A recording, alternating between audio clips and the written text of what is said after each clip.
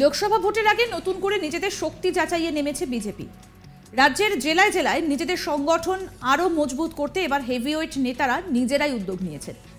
তবে এবার কতগুলি আসনে লোকসভায় এই রাজ্যে বিজেপি জিতবে তা যেন প্রধান আলোচনার কেন্দ্রবিন্দুতে।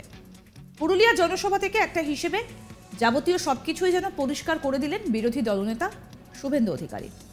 তিনি বলছেন, আগামী লোকসভা নির্বাচনে 400-রও বেশি আসনে মোদি জিতবেন। তিনি আরও বলেন, আমি আপনাদের কথা দিতে পারি, আরামবাগ, ঘাটাল, তমলুক আর কাঁথি লাইন ধরে যে 4টে সিট গতবার আমরা জিতিনি, এবার আমি আমার কর্মীদের নিয়ে ওই 4টে সিট নরেন্দ্র মোদীকে দেব।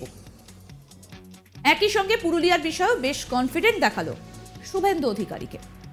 আসুন শোনাই আপনাদের কি বলছেন বিরোধী দলনেতা শুভেন্দু অধিকারী।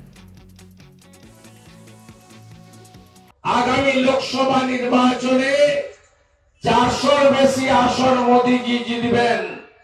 আমরা পশ্চিমবঙ্গেও গরিষ্ঠ সংখ্যকের বেশি আসন আমরা নরেন্দ্র মোদীকে দিতে চাই। আমি পুরুলিয়ার গণদেবতা, আমাদের কর্মী সমর্থক, এই সিট পুনর্বার আপনারা মোদীজিকে দেবেন আমি বিশ্বাস করি। আর আমি আপনাদেরকে কথা দিতে পারি, আরামবাগ, ঘাটাল, তমলুক আর কাঁথি লাইন করে যে 4টা সিট গতবারে আমরা জিতিনি, এবারে আমি আমার কর্মীদের নিয়ে ওই 4টে সিট নরেন্দ্র মোদীজিকে দেব। এই গ্যারেন্টি আমি আপনাদের কাছে দিয়ে যেতে চাই। আর যাই তোলামূলের লোকরা বলছিল বাংলার মেয়ে প্রধানমন্ত্রী হবে, আমি তো অনেক আগে বলেছি, স্যান্ডো গেঞ্জিতে যেদিন বুক পকেট লাগবে আর গরুর গাড়ির যেদিন হেডলাইট দরকার হবে, সেদিনই পয়লা ভাইপোর পিসি প্রধানমন্ত্রী হবে, তার আগে হতে পারবে না। আমি আপনাদের কথা দিতে পারি, আরামবাগ, ঘাটাল, তমলুক আর কাঁথি এই লাইন ধরে যে 4টে সিট গতবার আমরা জিতিনি, এবার আমি আমার কর্মীদের নিয়ে ওই 4টে সিট নরেন্দ্র মোদীকে দেব। তোলামূলের লোকেরা বলছিল বাংলার মেয়ে প্রধানমন্ত্রী হবে। এর পাশাপাশি ফের রাজ্য সরকারের বিরুদ্ধে এবার আরও কড়া ভাষায় আক্রমণ শানিয়েছেন বিরোধী দলনেতা। শাসক দলের প্রধান নেতা নেত্রীদের বিরুদ্ধে স্বভাবসিদ্ধ ভঙ্গিতেই ক্ষোভ উগড়ে দিলেন শুভেন্দু অধিকারী। আরও একবার শোনাই আপনাদের কি বললেন বিরোধী দলনেতা। আগামী লোকসভা নির্বাচনে 400-র বেশি আসন মোদীজি জিতবেন। আমরা পশ্চিমবঙ্গেও গরিষ্ঠ সংখ্যকের বেশি আসন আমরা নরেন্দ্র মোদীকে দিতে চাই। আমি পুরুলিয়ার গণদেবতা, আমাদের কর্মী সমর্থক, এই সিট পুনর্বার আপনারা মোদীজিকে দেবেন আমি বিশ্বাস করি। আর আমি আপনাদেরকে কথা দিতে পারি, আরামবাগ, ঘাটাল, তমলুক আর কাঁথি লাইন করে যে 4টা সিট গতবারে আমরা জিতিনি, এবারে আমি আমার কর্মীদের নিয়ে ওই 4টে সিট নরেন্দ্র মোদীজিকে দেব। এই গ্যারেন্টি আমি আপনাদের কাছে দিয়ে যেতে চাই।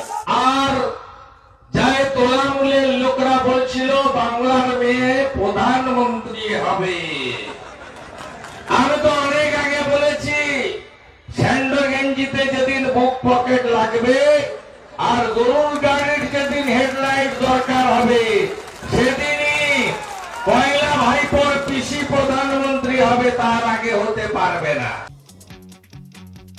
শুভেন্দু অধিকারীর বক্তব্য আপনাদেরকে শোনালাম। তিনি বলছেন যে তিনি এবার যে 4টে সিট আগেরবার জিততে পারেনি বিজেপি, সেই 4টে সিট প্রধানমন্ত্রীকে তিনি উপহার দিতে চান।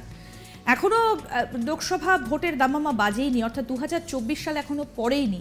তার আগেই কিন্তু রাজনৈতিক উত্তাপ যথেষ্ট টের পাওয়া যাচ্ছে।